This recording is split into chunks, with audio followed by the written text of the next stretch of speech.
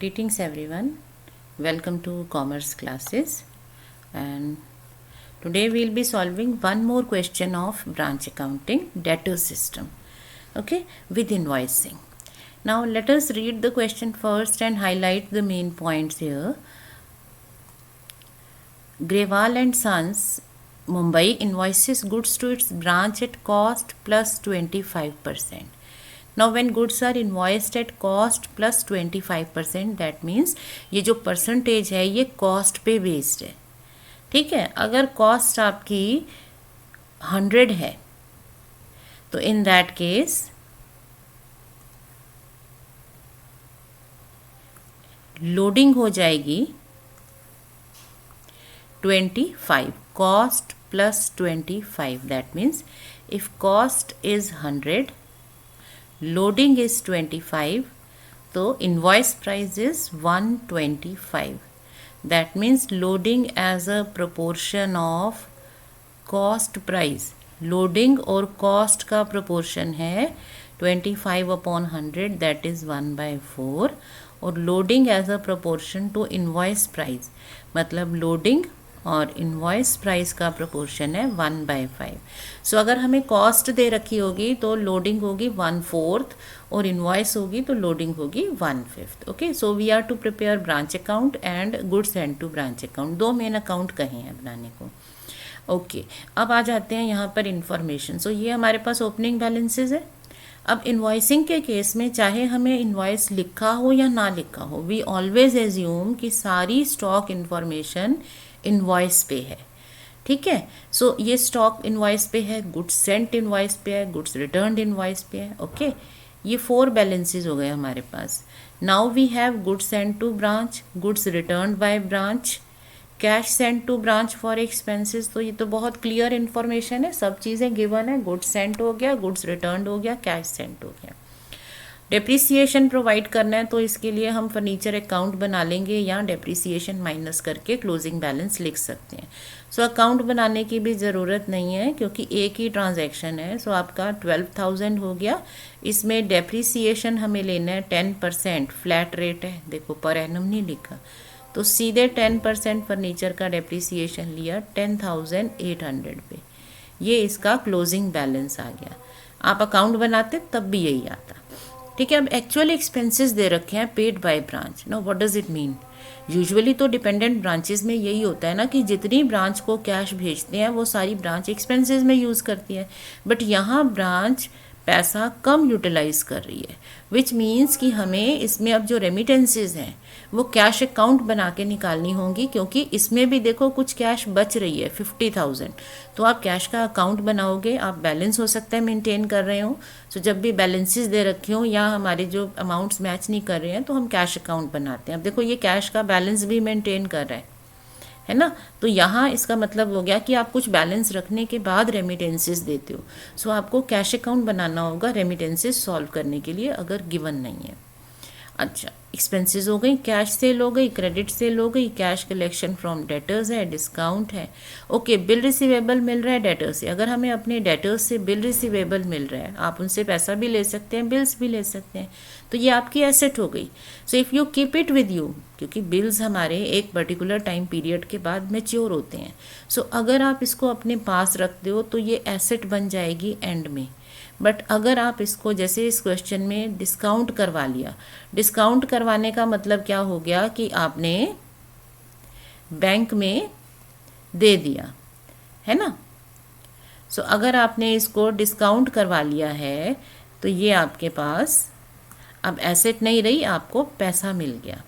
अच्छा, अब स्टॉक में शॉर्टेज हो गई है, स्टॉक कम हो गया है. तो स्टॉक में कई बार लॉसेज हो जाते हैं. शॉर्टेज का मतलब है कमी हो गई. कुछ नेचुरल वेज से होती है, कुछ आपकी एक्सटर्नल रीज़न से होती है, जैसे कोई थेफ्ट हो गई, फायर हो गया, तो उससे भी स्टॉक का लॉस हो सकता है. वो अब नॉर्मल लॉसेज हैं. बट कुछ हो जाते हैं नॉर्मल लॉसेज, है ना. सो स्टॉक का लॉस भी हो सकता है. तो अगर लॉसेज हैं तो वो आपको शॉर्टेज को यहाँ पर आपने दे रखा है, स्टॉक में कमी हो गई. कैश का बैलेंस है, सो डेटर और स्टॉक अकाउंट बनाने पड़ेंगे, इनके बैलेंसेस नहीं दे रखे. So starting with branch debtor account, हम एक डेटर अकाउंट बना लेते हैं. अब देखो इस पूरे क्वेश्चन में 3 अकाउंट है. डेटर अकाउंट, स्टॉक अकाउंट तो विजिबल है कि बनाना ही है. बाकी हमें कैश अकाउंट बनाना पड़ेगा बिकॉज हमें रेमिटेंसेज नहीं दे रखी। सो अब डेटर में जो बैलेंस हमारे पास है देखो 8500, ठीक है। अब डेटर्स में अगर इंक्रीज होती है तो डेबिट, डिक्रीज होती है तो क्रेडिट। तो डेटर्स कब बढ़ते हैं? जब हम क्रेडिट सेल करते हैं। सो डेटर से रिलेटेड ट्रांजैक्शंस पिक करी, क्रेडिट सेल हो गई 87,500 की। अच्छा, अब आपके पास आ गया कैश रिसीव्ड, पैसा मिला। तो अगर डेटर से पैसा मिल गया तो हमारे डेटर्स कम हो गए 78,650। अच्छा, डिस्काउंट भी दे दिया डेटर्स को आपने 390।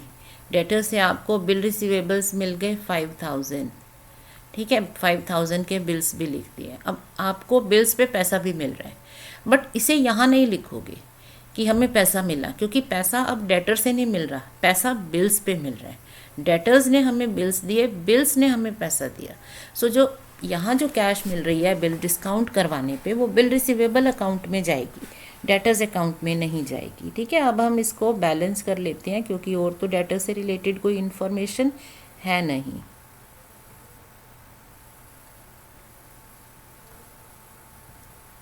सो बैलेंसिंग फिगर सॉल्व कर लेंगे।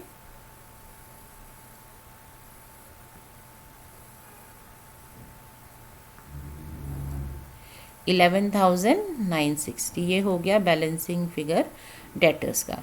इसी तरह से हम बना लेंगे स्टॉक अकाउंट। स्टॉक अकाउंट में मतलब it's a summary of stock incomings and outgoings. अगर आपका स्टॉक आता है तो प्लस में, स्टॉक जा रहा है ब्रांच में से, ब्रांच का बना रहे हो ना, तो क्रेडिट में।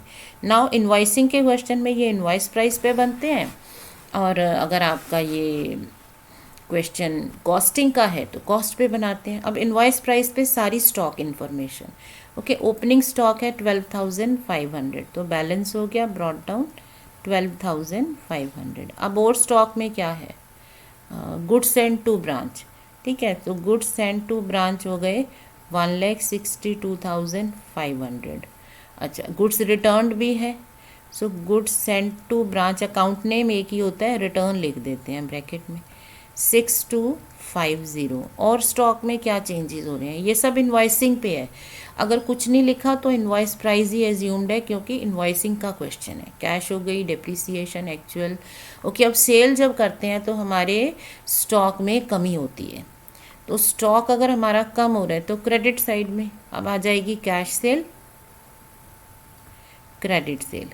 सेल होती है सेलिंग प्राइस पे, ठीक है ना। आप सेलिंग प्राइस करते हो, लेकिन हमें ये अकाउंट बनाना है इनवॉइस प्राइस पे, तो सेलिंग प्राइस को इनवॉइस में कन्वर्ट करना पड़ेगा। So let us see the question कि सेलिंग प्राइस और इनवॉइस में क्या क्या लिखा है। हम इनवॉइस प्राइस तो हमें बता दी थी, सेल का क्या है?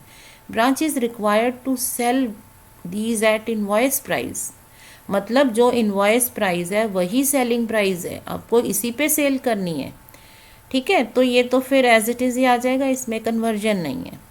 मान लो क्वेश्चन में ये कहते हैं कि दीज गुड्स आर सोल्ड से एट इनवॉइस प्राइस प्लस 10%।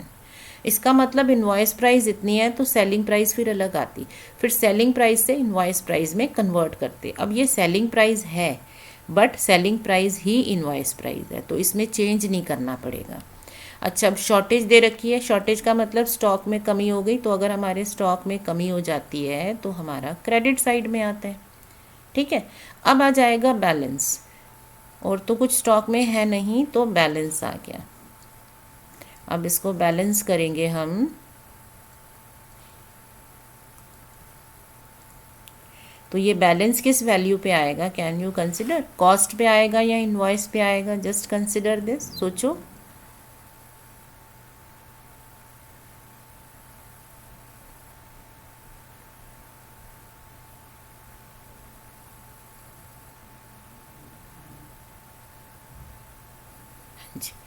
क्योंकि ये स्टॉक अकाउंट आपने बनाया है इनवॉइस प्राइस पे, every information is at invoice price, तो ये भी इनवॉइस प्राइस पे ही होगा, ठीक है। इसके अलावा हम क्या बना सकते हैं इसमें? एक कैश अकाउंट, क्योंकि हमें रेमिटेंसेस भी सॉल्व करनी है। सो कैश में भी आपके पास बैलेंसेस हैं, ठीक है, तो चेक करते हैं। कैश में 2000 ओपनिंग बैलेंस है, 2500 क्लोजिंग बैलेंस है। तो आपने लिख दिया 2000 ओपनिंग बैलेंस, 2500 क्लोजिंग बैलेंस। अब कैश भी एक रियल एसेट है, इंक्रीज डेबिट में होती हैं, डिक्रीज क्रेडिट में होती हैं। तो जब भी कैश आ रही है उसको डेबिट में लिख दो, जा रही है तो क्रेडिट में। गुड्स कैश, ब्रांच को कैश भेजी गई है, ठीक है, तो कैश ब्रांच के पास आ गई, कैश सेंट फॉर एक्सपेंसेस इनको मिल गई, ये ब्रांच कैश अकाउंट है, ठीक है। अब दूसरी तरफ क्या था, आपने एक्सपेंसेस भी पे किए। कितने एक्सपेंसेस पे किए? 17,950। तो एक्सपेंसेस पे कर दो। अच्छा, उसके बाद कैश में सेल हुई थी, तो जो कैश सेल है, कैश सेल से आपके पास कैश आ जाएगी, है ना। तो आप सेल जो है वो क्रेडिट साइड में, सॉरी, सेल अगर आपके पास कैश आ रही है तो आप डेबिट में लिख दोगे, आपके पैसा बढ़ गया। कैश सेल कितनी हो गई? 51,250। उसके बाद आपके पास है क्रेडिट सेल, ठीक है। क्रेडिट सेल में क्या रहा, क्रेडिट सेल से आपको पैसा नहीं मिलता, लेकिन जब आपके कस्टमर आपको कैश देते हैं,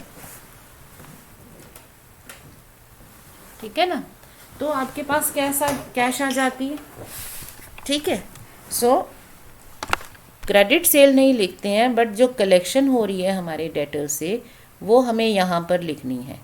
सो कैश कलेक्टेड, तो डेटर से कितना पैसा मिला था, डेटर में यहाँ लिखा है कैश रिसीव हुई थी 78,650, ठीक है। फिर बिल रिसीवेबल्स पर भी पैसा मिल गया था, बिल रिसीवेबल से हमें मिला था 4900, बिल रिसीवेबल्स पे 4900 मिला, और तो कोई कैश की ट्रांजैक्शन नहीं है। तो अब आप इसको टोटल करके कैश का टोटल चेक कर लो।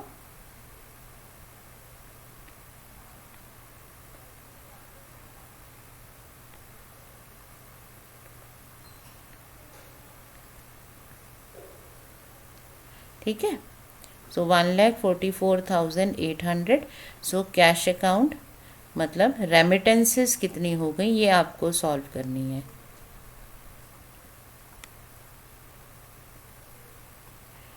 सो टोटल एक बार हम चेक कर लेते हैं फिर से।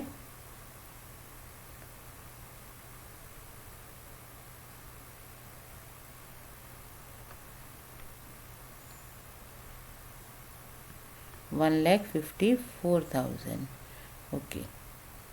सो हमारे पास ये आ जाएगा 34, ओके। ये आ गई हमारे पास कैश। तो अब हमें चेक कर लेते हैं कि हमारे पास सारे जो ट्रांजैक्शन का एनालिसिस है वो हो गया।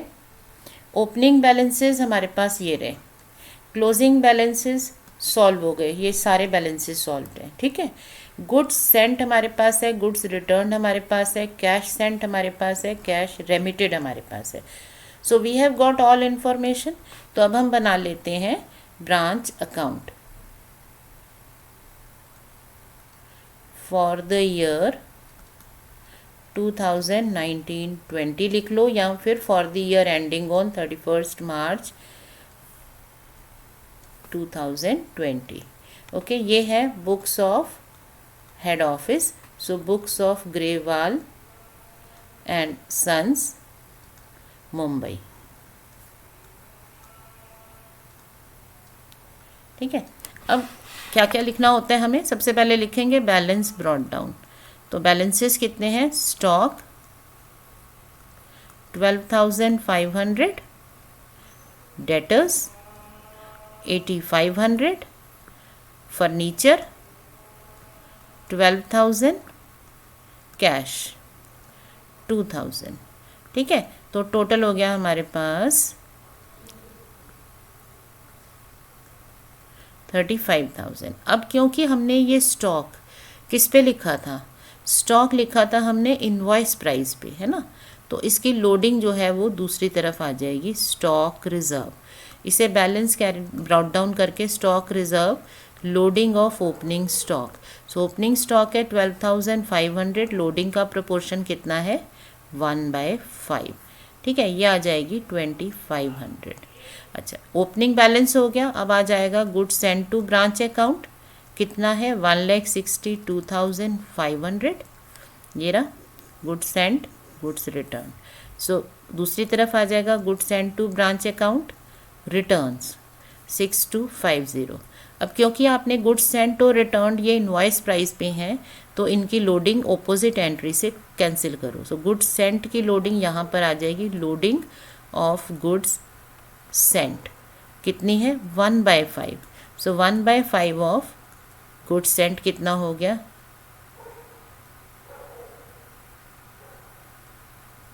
ओके। और ये जो रिटर्न्स हैं इनकी लोडिंग इस तरफ, क्रेडिट में रिटर्न है तो लोडिंग आ जाएगी दूसरी तरफ। अकाउंट नहीं में एक ही रहेगा, एक्सप्लेनेशन लिखते जाओगे, लोडिंग ऑफ रिटर्न्स। तो रिटर्न्स हैं 6250, इनकी लोडिंग हो गई 1/5।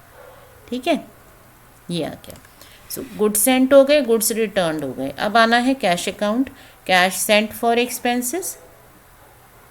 कैश सेंट कितनी थी, क्लियरली गिवन थी 18,000। दूसरी तरफ आएगा रेमिटेंसेस, तो कितनी रेमिटेंसेस हमने सॉल्व की हैं, वी हैव सॉल्व्ड इट। हमने कैश अकाउंट बनाया था 1,34,350। ठीक है, ये आ जाएंगी हमारी रेमिटेंसेस। अब एंड कैसे करते हैं, बैलेंस से। सो बैलेंस कैरी डाउन, हमारे पास जो ओपनिंग स्टॉक्स हैं, ओपनिंग बैलेंसेस हैं, वहीं से हमें बैलेंसेस पता है कौन से आने हैं। तो स्टॉक का बैलेंस हो गया 29,925, ये आ रहा है बैलेंस स्टॉक का। अच्छा, डेटर्स का बैलेंस हो गया 11,960। ठीक है ना। उसके बाद आपके पास है फर्नीचर, तो फर्नीचर का बैलेंस है 10,800। Then you have branch cash, तो ब्रांच कैश का हमारे पास बैलेंस कितना है 2,500। सो सारे बैलेंसेस लिख दो। ठीक है, ये आ गया 85 एंड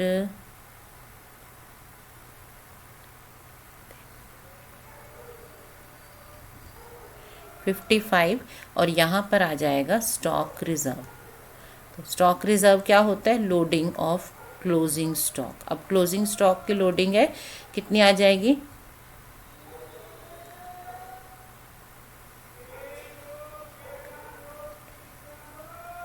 5,985। सो हमें बस क्या ध्यान रखना है कि जो भी हमने स्टॉक्स लिखे हैं, ठीक है, गुड्स सेंट, गुड्स रिटर्न्ड और क्लोजिंग स्टॉक, जो भी हमने स्टॉक्स लिखे हैं उन सब की लोडिंग हमारे पास आनी चाहिए। तो इसकी लोडिंग, ओपनिंग स्टॉक की loading opposite side, goods sent की लोडिंग दूसरी साइड, गुड्स रिटर्न्ड की लोडिंग क्रेडिट से डेबिट साइड, क्लोजिंग स्टॉक की लोडिंग यहाँ। तो सारी जो स्टॉक इन्फॉर्मेशन है वो हमारी रिकॉर्ड हो जानी चाहिए। ठीक है ना। ओके, अब आप इसको बैलेंस कर लो। सो आप चेक कर सकते हो टोटल्स करके कि हमारे पास प्रॉफिट आएगा या लॉस आएगा। ठीक है, यहाँ मुझे क्रेडिट साइड का टोटल ज़्यादा लग रहा है।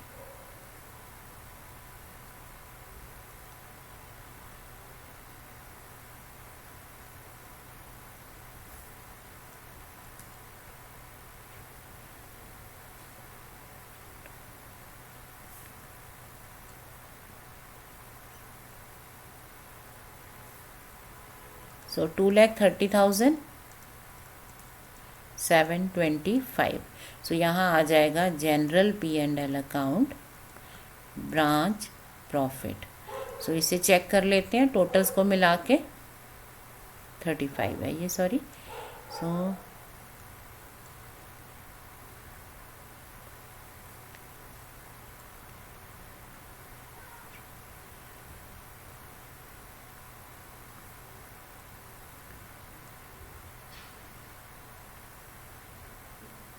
ओके, सो ये आ रहा है 8,000। सो ये हमारा आ जाएगा ब्रांच का प्रॉफिट।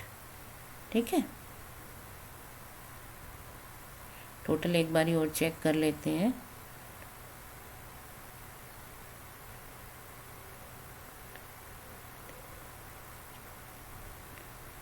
राइट। ओके, अब बनाते हैं goods send to branch account. तो जैसे मैंने बताया था, goods send to branch account एक रिजल्टेंट अकाउंट है। रिजल्टेंट मतलब स्टॉक की जो इन्फॉर्मेशन हमने यहाँ पोस्ट की हुई है उसी से बना है। सो जो स्टॉक की एंट्रीज हैं जिसमें गुड्स सेंट आ रहा है उसको लिख दो। सो यहाँ इसकी डेबिट साइड से क्रेडिट में posting branch account goods Saint, और ये आपका लोडिंग थी branch account, loading of goods returned. इस तरफ गुड्स सेंट है, रिटर्न्स हैं 6250, सो branch account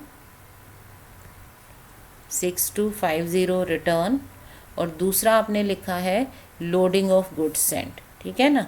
so branch account loading of goods sent. तो यहीं से आपने सारी इन्फॉर्मेशन ले ली। सो बाकी आपका आ जाएगा ब्रांच ट्रेडिंग अकाउंट में या फिर ब्रांच P&L अकाउंट में। लाइक 62,500